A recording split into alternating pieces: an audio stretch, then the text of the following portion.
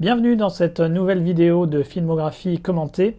Après avoir fait l'exercice ô combien difficile de la très longue filmographie de Chow Yun-fat, je vais passer à un autre acteur qui est lui aussi très connu, mais qui officie un peu plus dans le nord, puisqu'il s'agit de Song Kang-ho, l'acteur sud-coréen de Parasite et probablement l'acteur qui est devenu le visage de référence du cinéma coréen.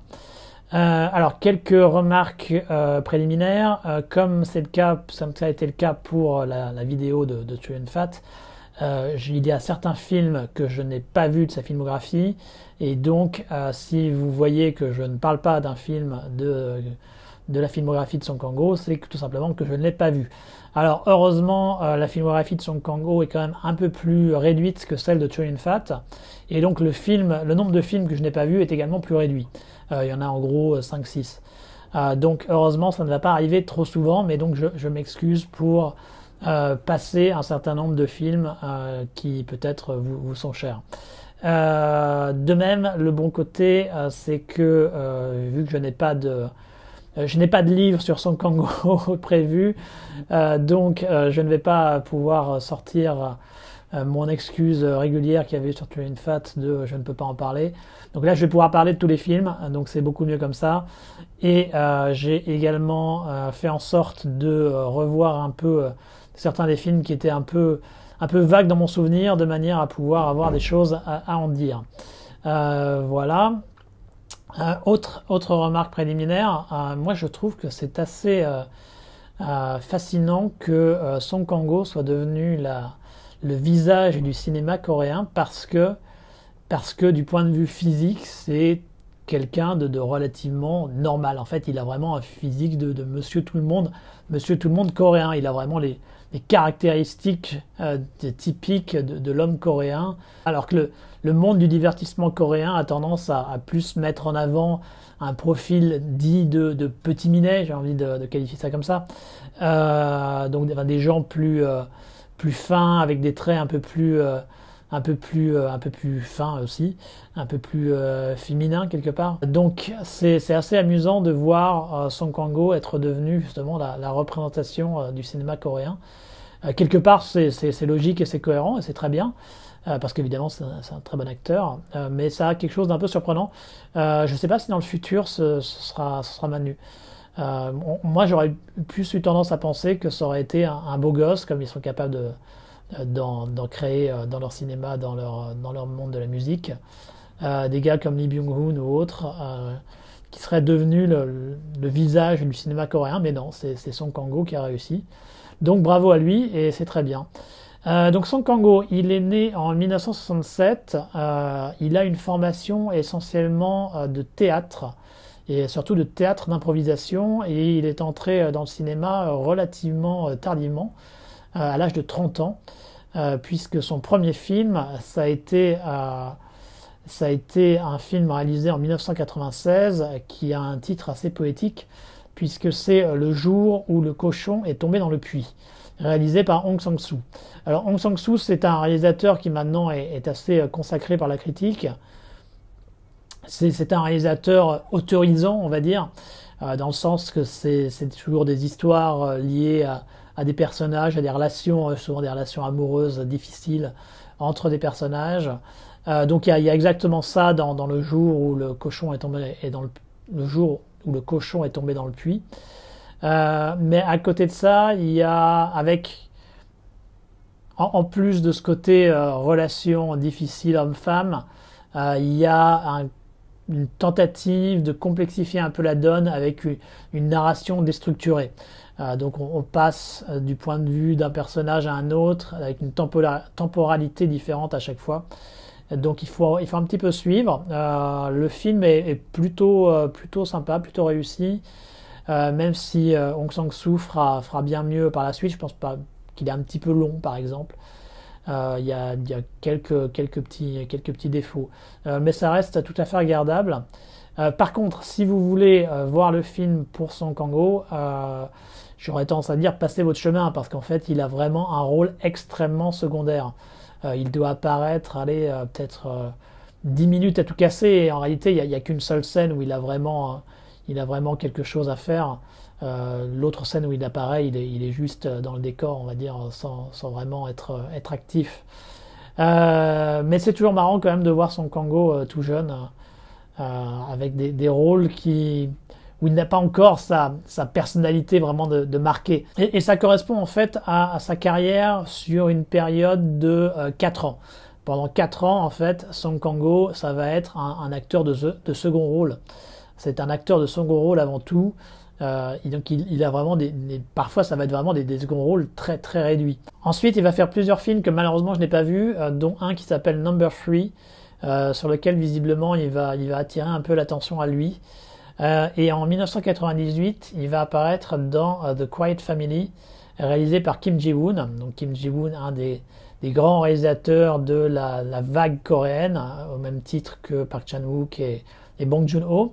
Quiet Family, c'est en fait une famille qui achète un chalet dans un coin un peu reculé de la Corée et qui espère pouvoir faire une fortune grâce à cet investissement, mais qui en fait se retrouve très rapidement en difficulté, et ça tourne un peu au jeu de massacre, tendance comédie noire.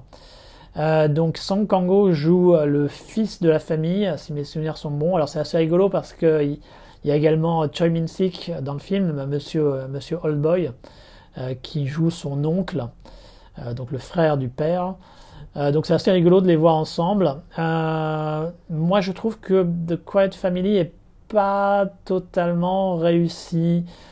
C'est pas un mauvais film, loin de là, mais si le point de départ est plutôt réussi et plutôt intéressant, malheureusement la suite du film, je trouve, ne va pas assez loin. Ça reste un petit peu en surface par rapport à ce qu'un tel concept aurait pu donner. Moi j'aurais bien aimé que Kim Ji-woon pousse encore davantage les manettes dans le côté comédie noire. Mais bon, il n'empêche que Song Kang-ho est quand même déjà... On commence à voir son potentiel dans ce film, je trouve, et tout particulièrement son potentiel comique. Il y a vraiment une capacité chez lui, un timing, une capacité à rendre ses personnages amusants. Et je pense que c'est sur la base de cette collaboration qu'il aura le rôle 2 ans plus tard du catcheur de The Fool King, toujours réalisé par Kim Ji-woon. Mais bon, donc là j'avance un petit peu. On va pas trop anticiper parce qu'il a quand même encore quelques films avant The Fool King, et un de ces films c'est Timeless Bottomless Bad Movie, réalisé en 1998 par Jang Sun-woo. Alors Jang Sun-woo, on s'en souvient maintenant surtout pour le dernier film qu'il a fait, qui était The Little Match Girl, qui était un film de science-fiction très ambitieux, avec un énorme budget, et qui avait été un flop retentissant. Et donc maintenant tout le monde s'en souvient par rapport à ça, mais il faut bien voir que en fait c'est un réalisateur très très intéressant, et qui avait fait des très bons films à la fin des années 80, tout au long des années 1990. Je vous recommande tout particulièrement The Age of Success, qu'il avait fait en 1988, je crois, avec Han Sung-ki, et qui est une excellente comédie critique sur le capitalisme en Corée et l'esprit corporatiste, le côté marketing, tout ça, qui se développait alors en Corée, et c'est vraiment mordant, c'est vraiment très très sympa. Pour moi c'est son meilleur film. Il avait également réalisé l'excellent A Petal, qui était par rapport au massacre de Gwangju dans les années 90. Donc un réalisateur qui est un très bon réalisateur. Il ne faut pas juste rester bloqué sur son Little Match Girl, qui effectivement était beaucoup moins réussi visiblement. Et son Timeless Bottomless Bad Movie, c'est un drôle de film qui s'intéresse en fait aux jeunes en perdition. Alors, des films sur la jeunesse en perdition en Corée, c'est pas totalement nouveau, mais quand ce sujet est traité, souvent ça part dans le film de gangster en fait. Les jeunes se retrouvent embringués dans des organisations criminelles, ils deviennent des gangsters, et après on retrouve la structure classique du film de gangster. C'est pas le cas ici. Là on est vraiment avec des personnages qui sont en porte-à-faux avec la société, on va dire, qui ne veulent pas rentrer dans le rang, qui veulent juste s'amuser, qui veulent juste ne pas penser au lendemain, qui font un peu n'importe quoi, qui quémandent un peu d'argent pour survivre tout au long au jour le jour en fait. Donc c'est vraiment une autre vision d'une certaine jeunesse coréenne et qu'on n'a pas l'habitude de voir. Hein. Moi, j'avoue que c'est un des... J'ai pas beaucoup d'autres films qui puissent me venir en tête par rapport à un sujet comme ça. D'autant plus que le film dérive également en fait à un moment sur le cas des SDF en Corée. Et là encore, j'ai pas beaucoup d'autres exemples qui traitent de ce sujet.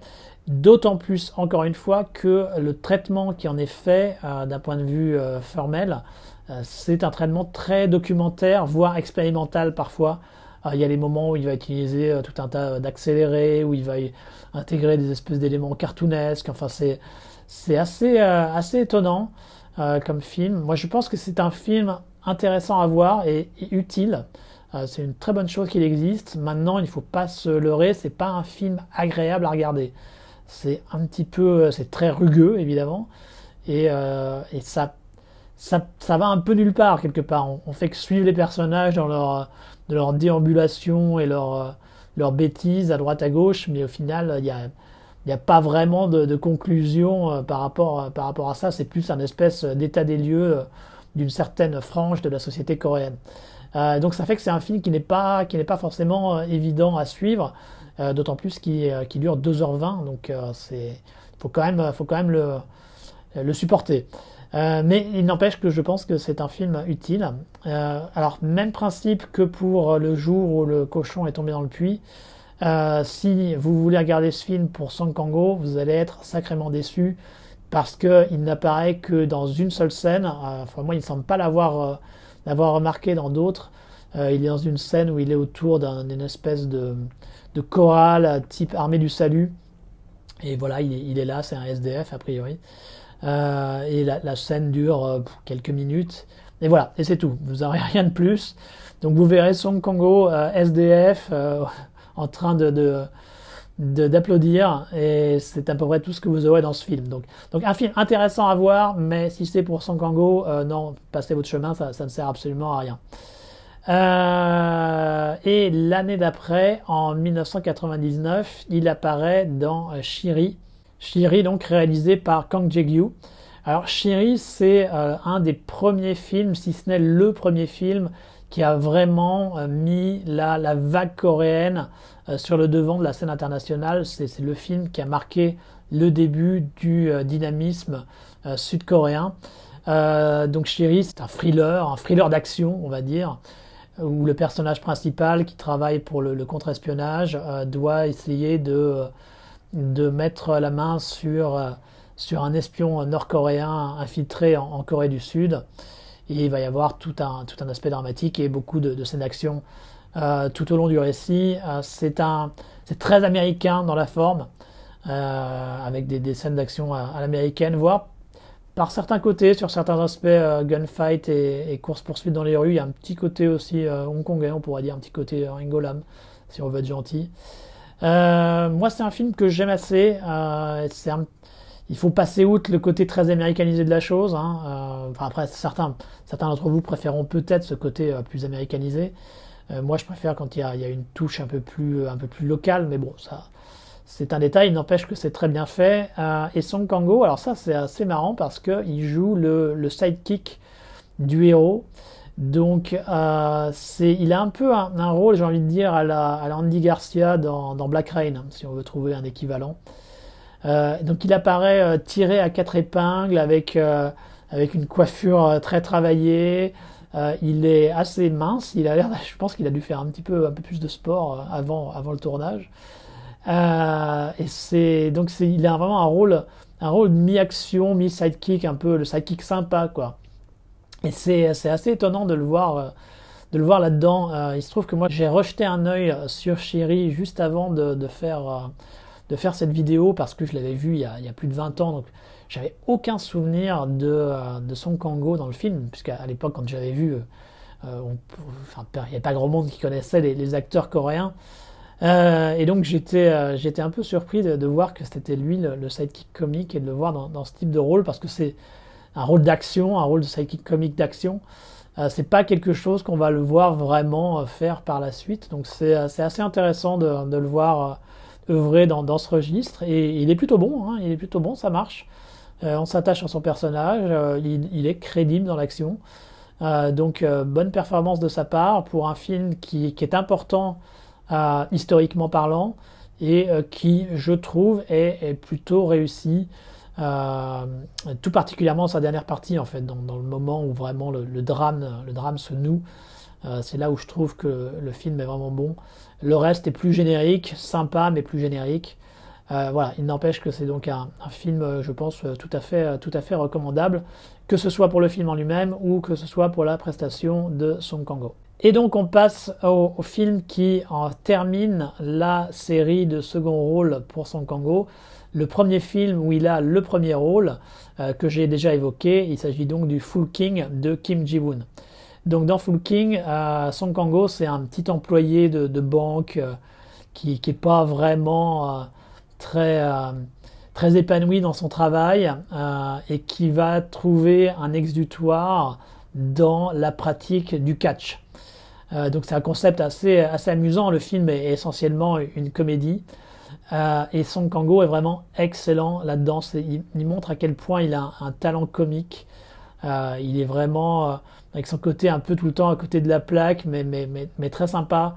On a vraiment envie que son personnage réussisse dans sa trajectoire. C'est bien mené, c'est très divertissant. Donc le film est extrêmement recommandable. C'est vraiment un bon film. Il y a juste un petit problème à mon avis, c'est que le film n'a pas vraiment de fin. À savoir que le point essentiel de l'histoire, c'est comment en fait il ne parvient pas à s'affirmer dans son travail, il est toujours un peu sous la coupe de son collègue ou de son responsable qui abuse de lui, ce genre de choses, et il est obligé de se soumettre. Et donc c'est à travers le catch qu'il va réussir à affirmer sa personnalité et à affirmer sa confiance en lui, sauf qu'on n'a pas ce moment où il va pouvoir le faire au bureau. Alors évidemment ça se termine par un grand combat de catch, ce qui est plutôt logique, d'un point de vue narratif, ça se tient, ça fait sens d'avoir une espèce de climax de la sorte, mais je pense qu'il manque une partie dans laquelle il aurait pu s'affirmer dans son bureau par rapport à son supérieur. Et donc ça fait qu'il y a un petit manque qui est ressenti à la toute fin du film. Bon, léger défaut, hein, ça n'empêche que The Fool King est très très recommandé, et évidemment c'est un must si on est un fan de Song Kang-ho, puisque c'est le premier film dans lequel il est vraiment à même de montrer toute l'étendue de son talent, et il le fait très très bien. La même année, il va travailler avec un autre réalisateur qui deviendra un peu un de ses réalisateurs fétiches. En fait, Song Kang-ho, ça va devenir le réalisateur fétiche des trois fameux réalisateurs sud-coréens que j'avais évoqués. Kim Ji-woon, donc ça on l'a déjà vu là avec The Fool King et un petit peu avec Quiet Family. Park Chan-wook, ça va être donc le film dont on va parler. Et Bong Joon-ho, et ce sera un peu plus tard. Donc ici, là, c'est sa première collaboration, a priori, si je ne me trompe pas, avec Park Chan-wook, et c'est sur JSA, Joint Security Area. Donc JSA, c'est normalement un classique du cinéma coréen, donc je pense que beaucoup d'entre vous l'ont probablement déjà vu. C'est donc une histoire d'incident diplomatique à la Joint Security Area, la DMZ, Demilitarized Zone, c'est-à-dire la bande de terre qui est administrée à la fois par la Corée du Nord et la Corée du Sud. Et donc il y a eu un incident avec un certain nombre de militaires coréens du Nord et du Sud qui sont morts. Et il y a une enquête donc qui a lieu afin de savoir ce qui s'est passé. Et donc dans JSA, Song Kang-ho il joue un Nord-Coréen. Et c'est un très bon choix, je pense, parce que il réussit à rendre le personnage tout à fait sympathique, malgré le côté rigide que peuvent avoir les Nord-Coréens de par la société dans laquelle ils vivent. Et donc il le rend immédiatement sympathique, donc ça c'est un très bon choix. Le film est excellent. C'est un film très fort, dramatiquement parlant. Je pense que c'est probablement le meilleur film de Park Chan-wook.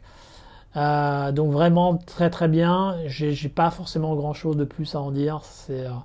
C'est un must, que ce soit pour Song Kang-ho, que ce soit pour Park Chan-wook, que ce soit pour le cinéma coréen en général. Donc si vous ne l'avez pas vu, évidemment, vous devez vous précipiter dessus. Et il est relativement facilement trouvable, je pense, en France, donc il n'y a pas de raison de s'en priver.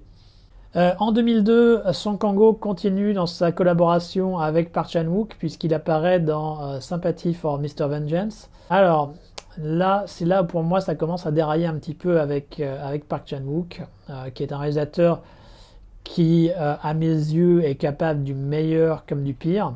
Le meilleur, c'était JSA, le meilleur, c'était Old Boy.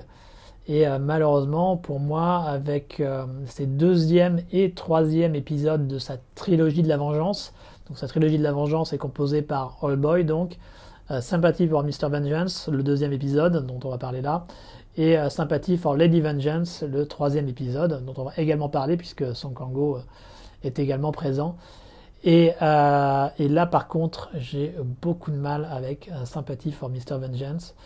Le film est important parce que c'est un peu un des films fondateurs de ce genre de film de vengeance, justement, qui va devenir, avec les films de serial killer, un des classiques du cinéma coréen. Donc, film de vengeance avec un côté très noir et très violent. Je ne suis pas forcément contre le côté noir et violent, bien au contraire, mais je trouve que souvent ça tombe dans une certaine complaisance, et là je trouve que c'est le cas ici. En fait, ça en rajoute tout le temps, et moi j'avoue qu'à un moment je trouve que ça devient trop, quoi. Ça devient trop, ça me sort du film. Ceci étant, donc même si moi je ne suis pas un gros fan de Sympathy for Mr. Vengeance, Song Kang-ho, lui, est plutôt bien dans le film. Il joue le père d'une gamine, je crois, si ma mémoire est bonne, qui a été enlevée et tuée, et qui donc va se venger. Et donc il est assez intense, il est très bien. Là, il n'est pas dans le répertoire comique, pas du tout. Donc c'est une très bonne performance de sa part, mais dans le cadre plus large du film, moi je suis pas très amateur. Bon, ceci étant, ça mérite au moins de jeter un œil. Park Chan-wook, c'est quand même un réalisateur talentueux. Donc je pense qu'il faut que vous regardiez l'intégralité de sa filmographie et que vous fassiez votre propre idée. Et donc évidemment, si vous aimez Song Kang-ho, ça reste quand même un film tout à fait recommandable de ce point de vue-là. On part maintenant sur 2003. 2003, c'est un autre film extrêmement connu, puisqu'il s'agit de Memories of Murder, réalisé par Bong Joon-ho, donc la première collaboration entre Song Kang-ho et Bong Joon-ho. Alors, je vais encore me faire des ennemis, je m'en excuse. Moi, j'ai quelques réserves sur Bong Joon-ho. C'est un réalisateur très talentueux, il n'y a aucun doute. Il a toujours des choses très bien dans ses films, mais j'ai toujours des petits problèmes, enfin très souvent des petits problèmes avec la manière dont il fait les choses. En l'occurrence, dans Memories of Murder, donc adaptation d'un fait divers local, d'une série de meurtres par un serial killer qui n'avait jamais été élucidé, en tout cas à l'époque où le film a été réalisé, puisque a priori ils ont finalement réussi à attraper le tueur il y a quelques mois, je crois. Adaptation donc de ces faits divers, situé dans la Corée des années 70-80, si ma mémoire est bonne. Donc à l'époque de la dictature militaire. Tout ce qui est le côté description de l'ambiance durant cette époque est excellent. Très bien fait, vraiment. Là-dessus, il n'y a rien à redire. C'est vraiment une des forces du film. Par contre, le côté enquête proprement dit, moi, j'ai quelques réserves. Je ne suis pas très fan de la fin. Alors je sais que beaucoup adorent, donc je vais être un peu en porte-à-faux avec la majorité là-dessus, hein. Moi, ça me pose vraiment un problème de ne pas avoir une forme de résolution. J'aurais aimé qu'il y ait au moins quelque chose, qu'il y ait un choix qui ait été fait par rapport à qui était le meurtrier ou ses motivations. Et le fait de rester en suspens, moi, ça me pose un souci. Alors oui, je sais que c'est conforme quelque part à la réalité de l'affaire à l'époque, mais quand on fait un film, pour moi, il faut au moins une forme de résolution et cette forme de suspension de la question à la toute fin, moi, ça me pose un souci. Donc c'est pour ça que je n'ai pas super accroché à Memories of Murder. Encore une fois, même principe que Sympathy for Mr. Vengeance. Même si j'ai des réserves sur le film, l'appréciation de Song Kang-ho est très bien. Il est plus dans un registre un peu homme du peuple, un petit peu frustre, on va dire, un petit peu frustre, pas le gars le plus évolué, mais avec aussi une certaine forme de bon sens, qui va devenir un peu le type de personnage, le type de rôle qui va souvent interpréter en fait. Même si heureusement il a plutôt une bonne sélection des histoires dans lesquelles il apparaît, puisqu'il parvient quand même à conserver des rôles assez variés, mais on va dire que c'est quand même le type de personnage emblématique qui va refaire au fur et à mesure de sa carrière. Mais il le fait très bien, donc c'est pas un problème. Donc sa performance est très bien dans le film. Après, comme j'ai dit, moi j'ai quelques réserves sur le côté enquête criminelle du film. Mais de toute façon, je suis dans la minorité à ce niveau, donc ça n'empêche que c'est un film qui doit être vu, et avec un peu de chance, vous l'apprécierez davantage que moi. On continue dans ces collaborations avec ces réalisateurs majeurs du cinéma sud-coréen, et on se déplace en 2005 avec le troisième opus de la trilogie de la vengeance de Park Chan-wook, donc Sympathy for Lady Vengeance. Donc même principe malheureusement en ce qui me concerne que Sympathy for Mr. Vengeance. Je ne suis pas fan du tout. Je trouve que la réalisation de Park Chan-wook en fait des tonnes pour une intrigue qui finalement ne va pas très loin ou qui se complaît encore une fois dans une certaine éloge de la cruauté et qui n'est pas tout à fait qui n'est pas tout à fait de mon goût, je dois reconnaître. Alors, je ne vais pas m'attarder beaucoup parce qu'en fait, Song Kang-ho là-dessus, il a un rôle assez réduit, hein. C'est le rôle d'un tueur. C'est limite un second rôle. Je pense qu'il l'a fait plus par amitié envers Park Chan-wook que vraiment pour faire partie du film proprement dit. Pour moi, c'est pas un film essentiel, mais ça reste du Park Chan-wook, donc ça mérite au moins une vision pour vous faire votre propre opinion. Par contre, effectivement, si vous voulez voir le film pour Song Kang-ho, non, il n'y a pas vraiment besoin de se forcer, hein, il a un rôle très réduit. Donc toujours avec ces trois réalisateurs, on continue après Park Chan-wook, on continue de nouveau avec Bong Joon-ho sur The Host, réalisé en 2006. Donc The Host, c'est un film de monstre, un monstre qui apparaît dans Séoul et qui va entraîner un certain nombre de calamités, et tout particulièrement pour la famille dont Song Kang-ho est le père. Et donc ils vont devoir gérer la survie avec ce monstre et à un moment même l'affronter directement. Bong Joon-ho, hein, donc moi toujours un peu problématique.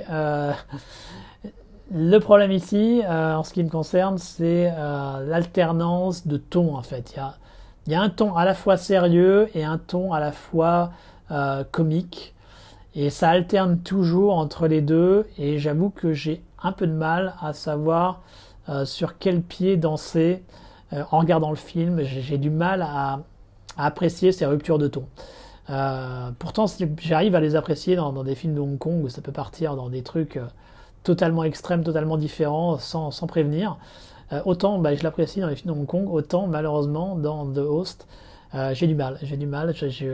J'aurais préféré, je pense, qu'il parte dans une direction soit plus 100% sérieuse, soit plus 100% comique. Mais cette espèce de mélange des deux, moi, ça me bloque un peu dans dans les sentiments que je peux avoir par rapport à la famille, par rapport au malheur que la famille doit affronter suite à l'apparition de ce monstre. Donc moi, ça me pose un petit souci. Il n'empêche que tout comme Memories of Murder, le film a un certain nombre de qualités, hein, le film est quand même bien fait, donc ça reste très recommandable à visionner, ne serait-ce qu'au moins une seule fois. Song Kang-ho est un peu dans le même registre, donc le fameux registre classique qu'il va avoir de cet homme du peuple, un petit peu frustre, un petit peu parfois à côté de la plaque, mais qui va se révéler quand même aussi quelqu'un courageux et qui va prendre à un moment donné les bonnes décisions. Il est très bien, c'est vraiment le registre dans lequel il a l'habitude de jouer. Enfin là, il était encore relativement débutant dans ce registre, on va dire. Mais enfin, il était déjà naturellement bon là-dedans et au fur et à mesure de sa carrière, il va continuer à l'être et le perfectionner.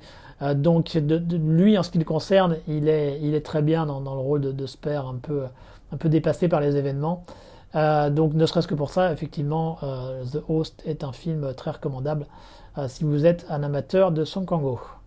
On met un petit peu en pause sa collaboration avec les 3 réalisateurs coréens, le temps d'un film. Il s'agit de Secret Sunshine, réalisé en 2007 par Lee Chan-dong.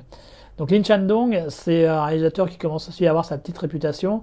Là, on est plus dans le registre à la Hong Sang-soo, à la Kim Ki-duk, donc des réalisateurs plus autorisants, plus réalistes, dans le sens où vraiment c'est des relations entre les personnages, un côté film d'auteur à la française, hein, quelque part, mais qui le font plutôt bien, alors parfois avec des hauts et des bas, hein, comme tout réalisateur. Heureusement, Secret Sunshine, ça fait partie, je pense, des hauts de la filmographie de Lee Chan-dong. Donc Secret Sunshine, c'est tout simplement une veuve qui, avec son enfant, va s'installer dans la ville dont était originaire son mari décédé, et va essayer de reconstruire sa propre vie là-bas.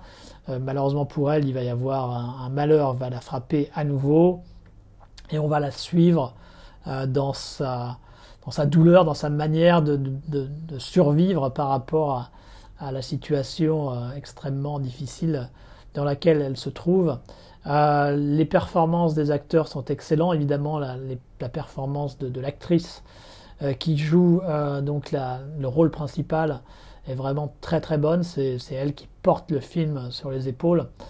C'est pas un film facile, mais c'est un film qui, je pense, est vraiment réussi et vraiment intéressant à regarder, parce que ça traite de sujets très compliqués. Il y a des éléments aussi par rapport à la religion, donc il y a le sujet principal, c'est évidemment le deuil, la mort, ou tout simplement le fait de vivre au quotidien.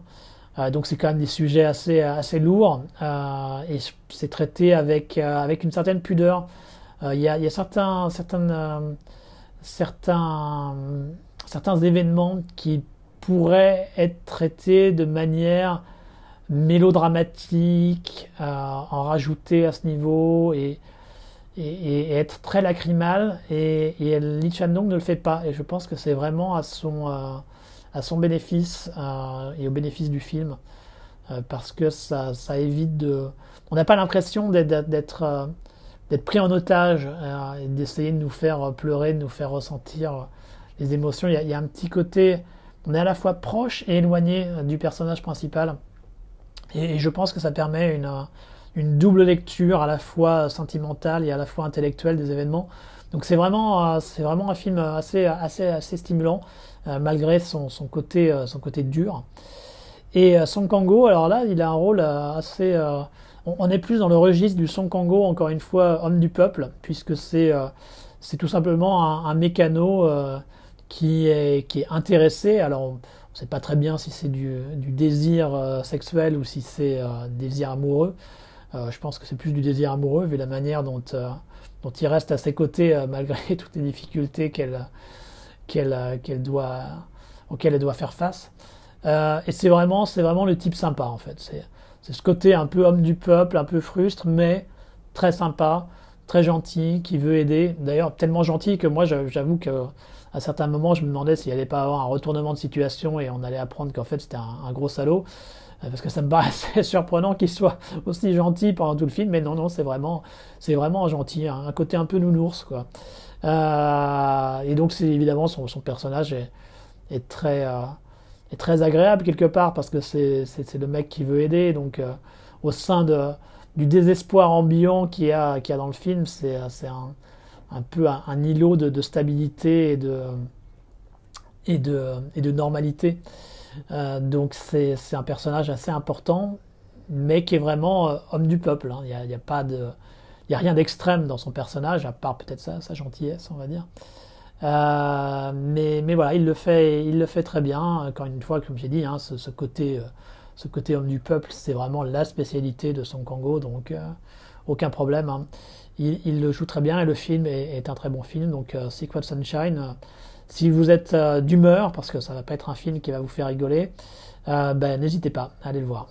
On repart avec nos amis les trois, le trio magnifique des réalisateurs sud-coréens. Donc on a déjà fait pas mal de collaborations, Bong Joon-ho et Park Chan-wook. Et bien là c'est reparti avec Kim Ji-woon. Et ici c'est pour Le Bon, la Brute et le Cinglé. Donc une espèce de western spaghetti à la coréenne, très orienté action, dans lequel Song Kang-ho joue le cinglé du titre. Alors Le Bon, la Brute et le Cinglé, moi je trouve personnellement que c'est un des tout meilleurs Kim Ji-woon. C'est un film qui avait un rythme d'enfer, il y a un petit côté Mad Max Fury Road, hein, j'ai envie de dire. Les séquences d'action envoient du lourd, c'est très distrayant. Les trois personnages principaux sont très sympas. Enfin, ils sont attachants par avec leurs propres caractéristiques, même si c'est le cinglé, donc joué par Song Kang-ho, je pense, qui est le plus intéressant du lot. Il rend vraiment le personnage à la fois, il y a un côté à la fois comique, il y a un côté tout de même toujours menaçant et effectivement un peu imprévisible. Et donc ça le rend vraiment passionnant à regarder sur le grand écran. Il y a également un gros soin quand même, mine de rien, à la reconstitution, enfin à créer un univers qui soit à la fois plein de références au western, mais qui également s'inscrit dans le cadre de la réalité de ce qu'était la Corée et la Mandchourie durant cette époque, pendant l'occupation japonaise, ce côté western asiatique. Et donc cette espèce de mélange des genres et ces personnages très sympathiques, en tout cas très attachants d'une certaine façon, pas forcément à chaque fois pour les bonnes raisons, mais ils sont attachants quand même, fait qu'on est dans le truc, qu'on est dans le film. Et puis de toute façon le rythme est tel que on n'a jamais trop le temps de réfléchir et on se laisse emporter par les séquences d'action dantesques, par l'énergie qui est développée par Kim Ji-woon. Donc comme vous voyez, moi je suis assez preneur. Je vous conseille très fortement de jeter un œil sur cette brute et ce cinglé, qui, donc comme je l'ai dit, est un des meilleurs films de Kim Ji-woon. C'est peut-être pas forcément la meilleure prestation de Song Kang-ho, mais c'est quand même une prestation de très bonne tenue, excellente. Donc c'est quand même également à voir si vous êtes un fan de Song Kang-ho. Vous allez, j'espère, vous laisser emporter par cette tornade d'énergie et de maîtrise filmique. Et on repart sur Park Chan-wook. Park Chan-wook pour First, Ceci est mon sang, un film de vampire. Alors encore une fois, malheureusement, moi je le classe dans la catégorie des Mister et Lady Vengeance. Je trouve que c'est un film qui passe un peu à côté de sa cible. En fait, c'est une espèce de modernisation du mythe du vampire. Et ça part sur des bonnes bases. Hein. Ça part sur des bonnes bases avec un côté un peu semi-scientifique derrière la vampirisation, avec également une touche religieuse qui, je pense, fait sens par rapport au mythe du vampire, mais dans un cadre modernisé, dans un cadre relativement réaliste par rapport au monde actuel. Donc de ce point de vue-là, c'est plutôt intéressant. Toute la mise en place, je trouve, est très bien faite. Malheureusement, une fois que cette mise en place a été faite, le reste du film, je trouve que Park Chan-wook s'égare un peu.